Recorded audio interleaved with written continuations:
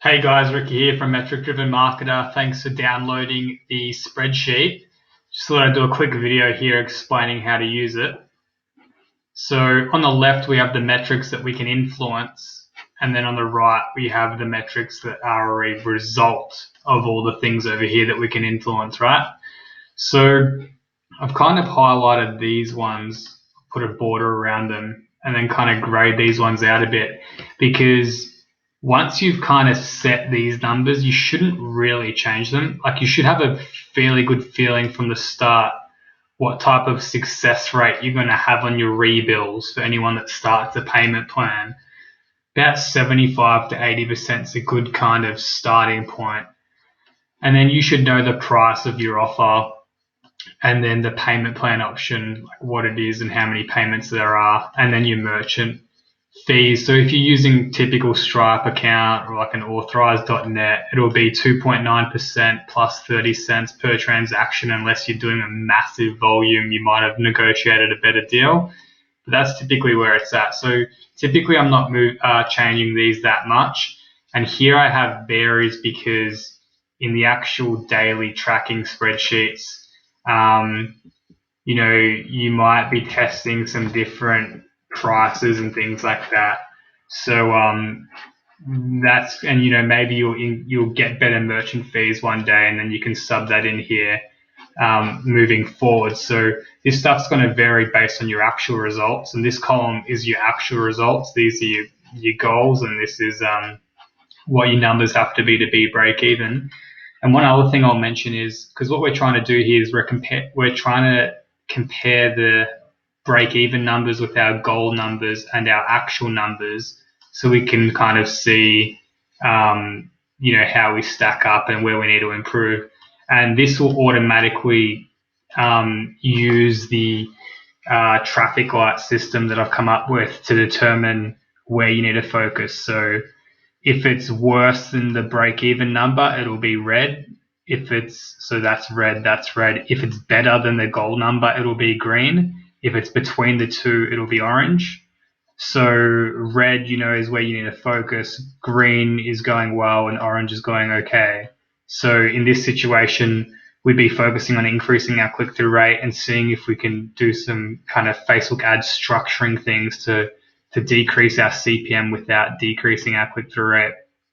And then also here, we'd want to be getting a higher percentage of people taking our upfront option as opposed to our payment plan option, just so we're making more money up front, which increases our front-end average customer value and allows us to be able to spend more on advertising to acquire customers without having cash flow problems. So just to kind of explain what's going on here, so we have ad spend, cost per 1,000 impressions, the click-through rate on the link to your actual registration page. If you're doing Facebook ads, there's two types of click-through rates. There's the overall click-through rate, which is called click-through rate all, which includes all kinds of clicks like likes, shares, comments, and all that stuff. And then there's click-through rate link, which is specifically people that click through on your link to your actual registration page. So then there's registration rate, attendance rate, close rate, and then the percentage of people that buy your upfront option as opposed to your payment plan option. So, a lot of people will have $1,000 offer and then, three payments of 400 or something like that. So this one here tracks the percentage of people that actually are paying for the upfront option. Then there's the rebill success rate on the people that are on a payment plan after their first charge. What percent of those payments are coming through. So, for example, in this situation, if there's 3 payments, it's like what percentage of the second and third payment are actually coming through. That's what this row here means. Then there's price of the full paid in full option, the price of the payment plan option, the number of payments, and then the merchant fees. So that's a bit of a recap there. And just to summarize, you can put numbers in here, and then this will get populated based on your actual, for example, on January 1, if you spent 10,000 on ads, have 600,000 impressions, 4,000 clicks, 1,200 registrants, 660 attendees, 8 people that buy in full and 12 people that buy a payment plan, you'll see that these numbers here will then populate in here. Okay, so that's where you can do your daily tracking here, and then it populates against your goals and where the numbers have to be break even. Same thing goes here, and I've got a little key here that explains the different types of metrics. So the optimization metrics are the main ones that we're really looking at, because these are the ones that we can improve, and then it just influences all these things. And then here where we have return on ad spend, which is essentially return on investment, I just like to call it return on ad spend, is it will be red if it's less than 0%. So if there's a small loss, it will be red. If it's profitable, it will be green. So here it shows, what the numbers have to be break even and what it will look like. Similar for your goal. So in this case, the goal is to be making about 100% return on investment, which is turning $1 into $2. And then the actual numbers here based on what's been entered in January so far, just as an example. And if you fill in, so I'll get to that in a second.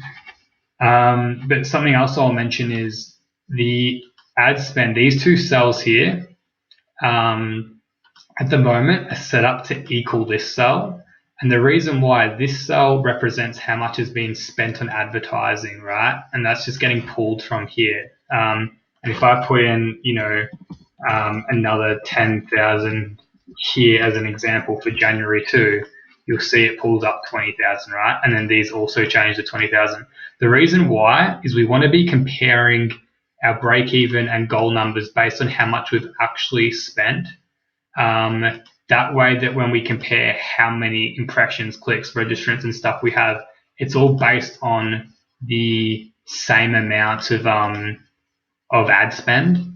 If we're comparing our goal, which is 365,000, say we want to spend $1,000 a day on ads in 2017. If our goal is to spend 365,000, but then we've only spent like 20,000, we can't properly compare how many leads we should have had and how many sales we should have made at that point in time and things like that. So these are defaulted to equal this. So you can kind of play around with them just to kind of forecast what you want your results to be and things like that. And then you can then line it up to equal how much you've actually spent, so that you're comparing apples with apples kind of thing. So that's kind of what's going on there. So if you want to play around, you can just make this like 50,000 and then kind of compare what these numbers, and then compare over here to see how it influences how many clicks and stuff you have. But then after you've kind of forecasted and set your goals for all of these numbers, what the numbers have to be break even, what they have to be to hit your goal, then I'd suggest that you just make it equal that number again.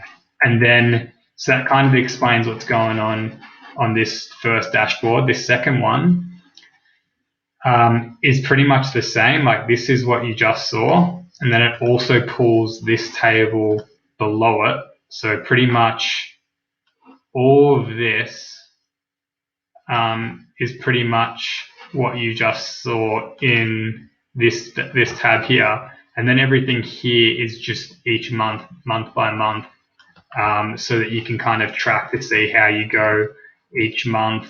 And the color coding will help as well to kind of show you what aspects of your optimization metrics are going well, which ones aren't, and all that kind of stuff. On a month-by-month basis. So that's what this spreadsheet's for. And then each one of these this is where you're actually entering in your numbers each day. So on January 1, however much you spend on ads, how many impressions you have, clicks, registrants, attendees, sales in full, and sales in the plan. You just enter them. You do that every single day. It's, it is a bit of a manual process, but it's only 7 numbers per day. You could easily get your assistant to do it. Something like that. I do plan on coming out with a software that kind of automates this whole thing and syncs it up with your ClickFunnels and your Facebook and Infusionsoft and all that. But that's that'll still be 6 months at least away until that's all done. But yeah, for now, this is what I've been using for my clients, and just my assistant enters these for each of my clients, these 7 numbers each day on a daily basis each month, and then we have a really cool dashboard that we can look at and share with our clients. So that's kind of how we use it. And if you click kind of anywhere else and try and change it, you won't be able to. I've purposely made it so that you can only edit the cells that you're meant to edit, just so that you don't stuff up any formulas or anything like that unintentionally. Over here on the right, you can also edit these numbers. They are defaulted to, if you look at the formula here, dashboard overall C11 for rebuild success. Dashboard C11. So whatever you put in here for your goals for these 6 metrics here, they will get created. Where was it? They'll get automatically added down here. But on a daily basis, like let's just say, come back here to January 1, you can kind of change these on a daily basis, but typically for at least the first few weeks running traffic, you just put in your price point and stuff here, and you only really change these numbers on a daily basis if you're doing a price test.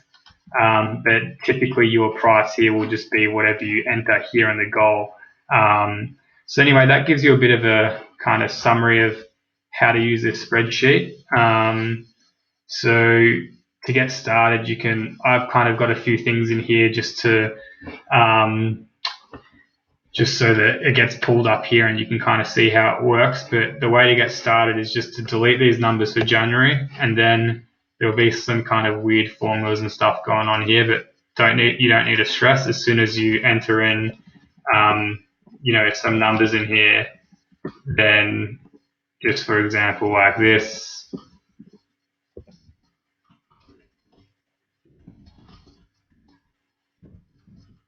if you just enter in some numbers like that, then everything will work. So you can delete January and then get started on January. And in the meantime, until then, if you're watching this before January 1, you can just play around with the break-even numbers and goal numbers to kind of see where you need to be to kind of hit your goals here. So if you have any questions, feel free to add me on Facebook and just private message me. Otherwise, all the best with this, and look forward to hearing how it works for you.